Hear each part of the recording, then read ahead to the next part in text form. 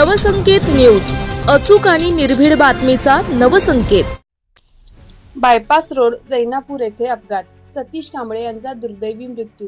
जैनापूर दिनांक 13 रोजी गुरुवारी पहाटे 6:30 वाजता बायपास रोड जैनापूर येथे ट्रक आणि मोटरसायकल यांच्यात भीषण अपघात झाला। या दुर्घटनेत चिपरी येथील रहिवासी सतीश कांबळे यांचा दुर्दैवी मृत्यू झाला। प्राप्त माहितीनुसार सतीश कांबळे हे आपल्या मोटरसायकलवरून प्रवास करत असताना समोरून येणाऱ्या ट्रकची त्यांना जोरदार धडक बसली व ते गंभीर जखमी झाले।